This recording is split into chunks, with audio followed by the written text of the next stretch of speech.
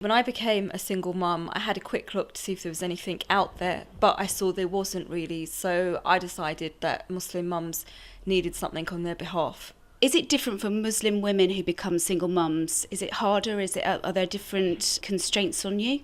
Yeah, definitely, because there's a lot in Islam that you need to do with the support of a man.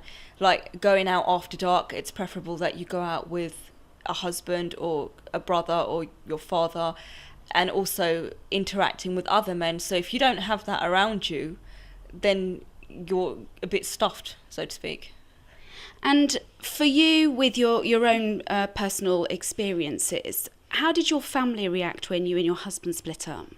They were really, really good. They understood that we had a lot of problems that were going on, and they said that they would be there. But I think the reality is, when it comes down to it, people have got their own lives to lead. They can't be there as much as you might need them to be. And what about other people that have come to the Facebook page? I noticed you've got over 800 likes on the page now, so it's obviously something that was needed in the community.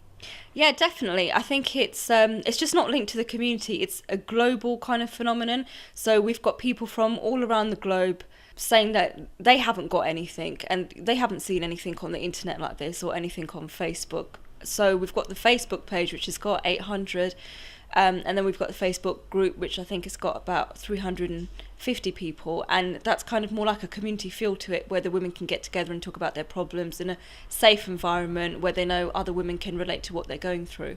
What do you think is the main concern? I know you talked about some of the concerns that Muslim women have when they find themselves in this situation. What other concerns are there? What have people said to you? What have people been talking about? I think doing it on their own, having sons, trying to raise them to be men without any male role models sometimes, having situations where you might have the gas man or electrician come round and you're alone with the man on your own when they don't feel safe. Understandably, they're not used to that kind of situation.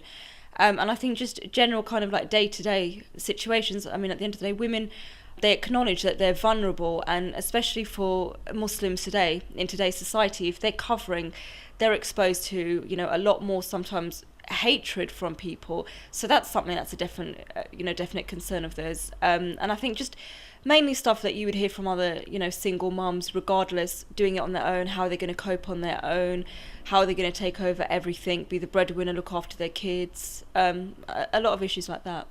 And families, I know you said that your family was quite supportive of you, but have you found instances from people where their families have not been supportive?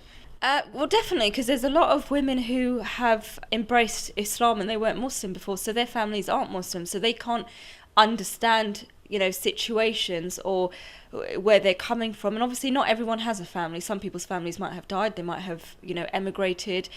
So women in that situation, yeah, they'll definitely find it harder.